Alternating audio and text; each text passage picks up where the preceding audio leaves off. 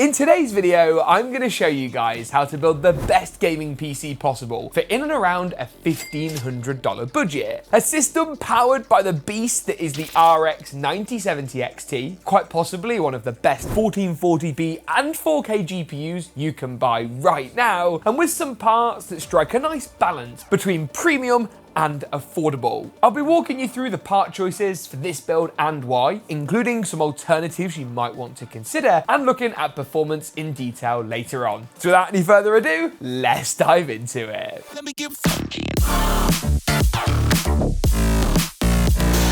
Corsair Custom Labs is here and supports a wide range of products and components, now including PC memory. Simply choose your desired Vengeance RGB configuration of speed and capacity and pick from one of the amazing custom designs. Whether you're into sci-fi or this amazing variation of cherry blossom, there's a myriad of options to pick from. You can match your peripherals with the same Custom Labs design too for a fully unified gaming setup, and even configure multiple product designs at once with live renders. Learn more about Corsair Custom Labs and check it out for yourself at the first link in the description below. Now let's start today's build, shall we, by talking about the graphics card, because you might have noticed in the intro I said that this gaming PC would cost you around about $1,500, and in truth it's kind of hard to pinpoint exactly how much the build will cost because of this. Now it's no secret that AMD's RX 9070 XT, which is currently their highest end GPU on the market, has been a huge success, so much so that it's still struggling in terms of stock availability and pricing at the same time when a lot of Nvidia's GPUs are now broadly back to normal. Now at MSRP, this thing is an absolute bargain, but frankly MSRP has just been non-existent on this GPU. Thankfully we're seeing prices start to ease off a little bit, and I think one of the reasons the 9070 XT has held its price so high for so long is because it's just so good. Recent driver optimizations, which have been backed up by our own testing, have shown the 9070 XT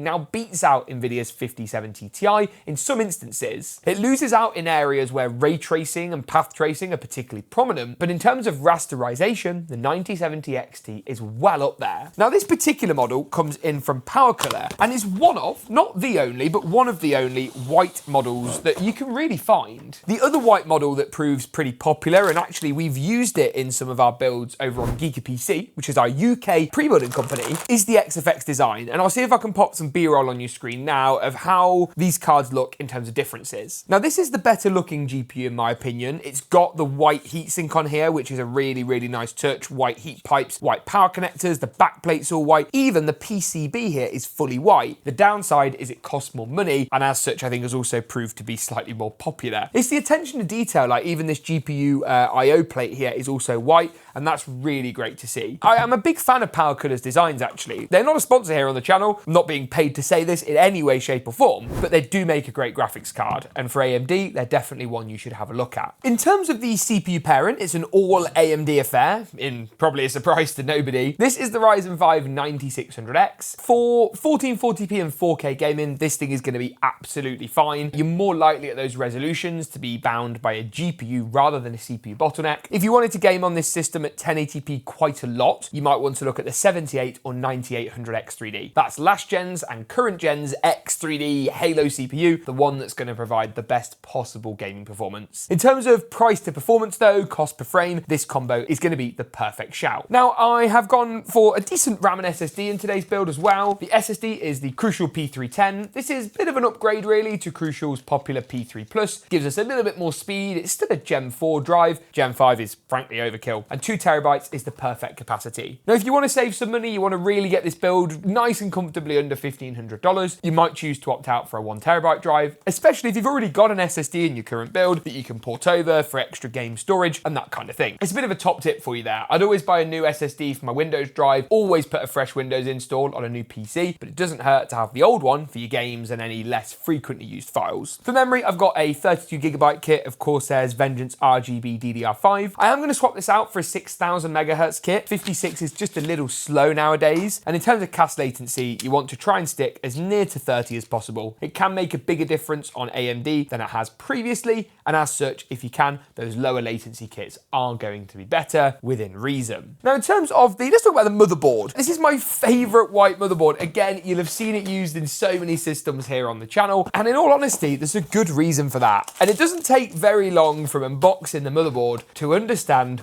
what that reason might be. I mean, look at that motherboard. Isn't that just stunning? Now, it's a B850 board, so it sits on that mid-range chipset. You get all the tallest doodads you might expect. Your PCI slot has got a button on, that's nice and easy. Your M.2 drives are really easily accessed with this little tallest plate, and you can see how easy it is, he says, while struggling, there you go, to get it back on. Normally, you wouldn't do this while presenting a YouTube video, to be fair. I'm making a complete hash of this. There we are, see? Nice and simple. If we take a look at the rear I/O at the back as well, you get fully fledged Wi-Fi 7, optical audio, 2.5 gig Ethernet, and loads of fast USBs. It's a great motherboard, and I think GeekaWhat are really the best at designing white boards. I'd love to see MSI and Asus focus on making things like those PCI slots, the RAM DIMM slots, the power connectors white. I think it makes a big difference when you're following a colour scheme within a build. Moving through to look at the cooler. Now, this is going to be pretty optional. If you want to save as much cash as possible, you could go for an air cooler. Up here, I've got a lovely white one. I'll link that below. You could go higher end and go for a Thermalright dual tower in white, or you could go liquid. I've got a decently sized case here, and one that I think would look better with an AIO. Hence, I've gone for the Kraken Plus 240 from NZXT. Now, despite the Plus name, this is actually NZXT's cheaper, more entry-level 240mm cooler. That's not to say it's like cheap. NZXT are not a cheap brand, but it is going to tie in really nicely with the build. You get this little 240mm fan unit where it's all in one housing. That's the same as the fans on the front of the case, so it matches. We do get on our water block a screen, and I actually think NZXT's software for their LCDs is still one of the best on the market all these years on. And of course, we get a lovely powder-coated white radiator. 240mm is going to be more than sufficient for our Ryzen 5 9600X. The only advantage really to a 360mm design is you get the extra fans, which if you need them can be beneficial for more airflow. Now with that, I think I've covered enough of the components today to start getting this thing put together. So I'm going to start, as always, by building up the motherboard, getting as many components on here as possible. First things first is the CPU. Just going to push the arm down, pull the socket cover up, and then add the Ryzen chip in. The Ryzen text being upright and the triangle up here in the corner. And then of course, secure this down into place. The RAM DIMMs are then going to follow shortly afterwards. I'll be using the second and fourth RAM DIMMs today. So I'm going to push the clips back. There are no clips to return on this side, and then slide our Vengeance RGB modules nice and easily into the right slots. A little something like so. Moving through to the SSD, I'm going to be using this top tallest slot. So remove the big full cover, slide the P310 into the very top slot, a little something like so. It should automatically click into place, and then the cover should slide on a bit easier this time and secure down nice and easily. The next thing to do is to check out how the CPU cooler installs, and for that, I've got NZXT's very large manual to contend with. So we have, for AMD, you need to remove the stock mounting hardware, and a quick look at the motherboard today shows that's been done already, and then just add on these 4 posts instead. That's probably all we're going to do. Later on, you can see there's a bracket that's actually going to secure onto these. That's not a worry right now. The main thing is getting the posts on while the board's still easy to access. So screw into the top left, top right, bottom left, and of course, bottom right-hand side. Once the motherboard assembly is ready, I'm then going to strip the case down to take off the tempered glass panel from the front. I'm going to remove the side panel as well. And I realised I haven't spoke about this case very much. This is the NZXT H5, but the newer version. So what NZXT have done is they've gone ahead and kind of carried over this fan PSU design from their H7. So the case actually looks like it's floating, but it goes fully flat to the floor. The advantage is that it looks a little bit nicer. You get some better airflow potentially down here and more mesh on the side. The only disadvantage is you can't pull air in from under the case, because if we spin it round, you can see the PSU goes fully flat to the floor. There is no gap under here. So that's okay. It's not a huge problem. It's just, of course, something to be aware of when you go ahead and put the system together. Always a good idea, and I say always a good idea, always necessary to check your standoff locations on your motherboard and the motherboard tray. Now, looking at the case here, there's 3 at the top, 3 along the middle, and 3 down the bottom. That's perfect for ATX. You can see on the board here, 3 along the top, 3 along the middle, and 3 down the bottom too. So we know we're all good. I'm then going to go ahead and just slide the board into place. You kind of have to do it at an angle, so IO first actually here, because it's a little bit tight on the tolerances, and then just get it lined up with all of the various standoffs and posts. And you can see the board will actually hold itself in, at least temporarily. Then go ahead and manually screw it down with the screws included on the NZXT H5. Okay, good stuff. So the motherboard, the RAM, the SSD, the case are all nicely installed. The next thing I think is going to be the CPU cooler. Although, you do have to be careful. Putting an all-in-one in can actually get in the way in smaller cases of things like your CPU power connector. And in the H5,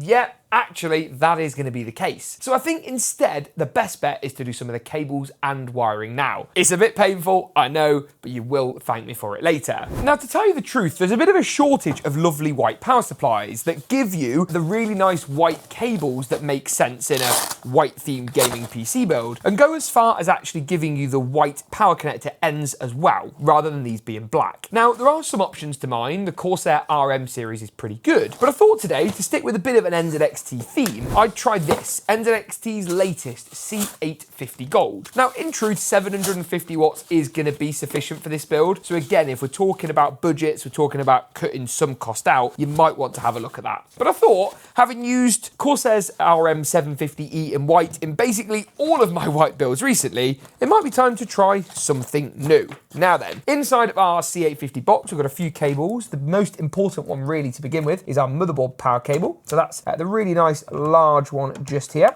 That's going to go in like so. Also going to go ahead and pop in the GPU power cable. Now, there's something to note here, which is that a lot of the NVIDIA GPUs are now using this new 12-volt high power connector. AMD cards often don't. Instead, we need to dig out our PCIe power connector, which is these ones just here. Now, they're really, really easily labeled PCIe, so you literally can't miss them. And I'm going to put both of those into our C850, alongside a 4+4 pin CPU power connector. So that's going to go down there with our GPU cables. I'm going to add a second 4+4 pin connector in too, as our motherboard actually has more than the one. And then also plug in a SATA power harness. That goes into these little ports up here. And that's going to be useful for any RGB hubs, any CPU coolers with screens, which we obviously do have in today's build, and all that kind of stuff. The spare cables you want to keep safe in case you ever sell the PSU, sell the PC, or of course want to upgrade, especially if graphics cards have moved by the time you upgrade to that new 12-volt 2x6 connection.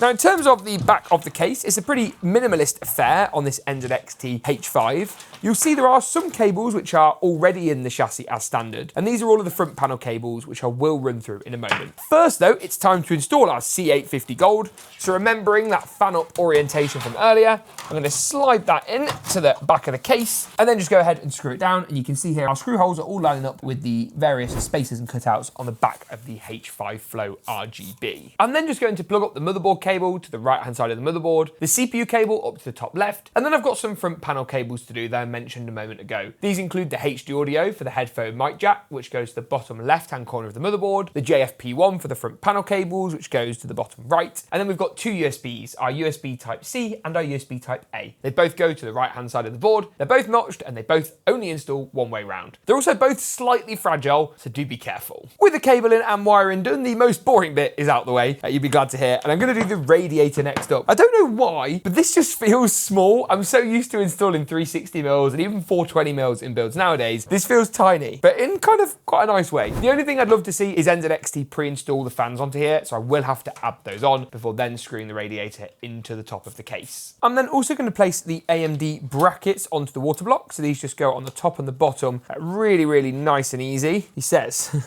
well, struggling to get them on. Wrong way round, there we have it. And you can see once they're on, and I actually think that orientation is going to look the best because these ugly black cables can be hidden away behind the fan nice and easily. So I'm going to go ahead and pop some thermal paste on there, add the CPU cooler on, fasten the thumb screws down, and run all the cables out of the way. And then with that installed, the final thing to do, and the most exciting thing, right, is the GPU. Now, I always hover the graphics card over just to kind of understand where we're sitting. And on this particular board, the PCI slot is right at the top. And what that means is that we just need to simply remove the first and the second PCI lanes. So we can pull back this little retention clip, then unscrew the lanes themselves, process. The screws that I'm taking out here, we are going to reuse in literally 10 seconds to fasten the card in. So you can see there's the second. They come out really, really easily in the NZXT H5. And then I can slide the graphics card into place. A little something like that. Good stuff. Now you want to check that it's latched properly. You can do that by gently pulling the back of the card out. And if the GPU stays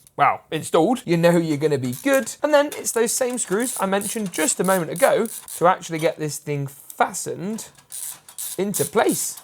Nice and easy. I'm then going to return the protective cover just to make the case look nice and sleek. And I need to run some power cables, which are down here at the back, through an appropriate grommet, and then up to our graphics card, which is just here. There we go. Nice and simple, nice and easy. It's really not that complicated. Now, the big question is, what's it going to look like when it's powered up? And I might need to get into Windows to really find out, but let's see if it turns on. Let's see if I've got it right. I'm pretty confident I have. We already have RGB on the front fans, which was very quick, and we can hit the button. Cool, so our radiator fans are spinning. We've got the screen on, the RAM DIMMs are lit up. We have no spinning on the fans at the front. Now, presumably I've missed a cable. Aha, I found a cable. Let me try running this particular fan cable down the bottom of the PC. And then if we plug that in, yes, you probably can't actually see this. If I take that off, you can see those fans at the front are now spinning. The next step is to get it into Windows, get everything synced up and looking pretty,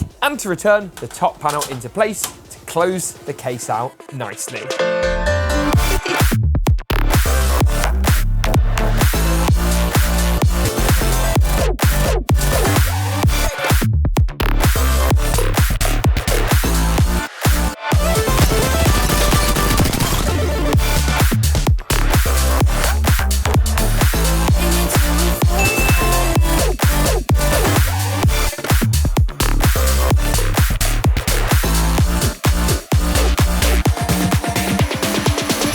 Okay, so next up it's time to take a look at performance and see if the 9070 XT and 9600X performs well. Does the CPU hold the GPU back, or let's find out. Now, as usual, we ran our typical gaming test suite, everything from Apex Legends and Call of Duty's Black Ops 6 to AAA titles like Doom: The Dark Ages to really find out. Everything today, with the exception of Fortnite, was tested at 1440p high settings. Fortnite we test at 1080p competitive to get a more balanced picture, as it's what you guys tell me you play Fortnite at. Now, in Apex Legends, first of all, at 1440p high, it's no surprise to see the 9070 XT actually hit the game's inbuilt 300 FPS cap, with the system stuck at just 299 frames per second. In Call of Duty's Black Ops 6, there's no cap to worry about, and at 1440p with everything tuned up to high, we saw over 160 frames per second on average. Not bad. Doom: The Dark Ages was the lowest frame rate result of all, but that's still at 1440p high settings in Doom, you know, one of the hardest games to run right now, equated to just shy of 100 frames per second. Well, finally, Marvel's Rivals, taking a closer look here, and at 1440p, again with everything tuned up to high, saw this system achieve a pretty fantastic 158 FPS all told. This is a build then with plenty of power for playing through the latest AAA titles, and the 9070 XT is another GPU from AMD that just continues to impress. I just hope you can start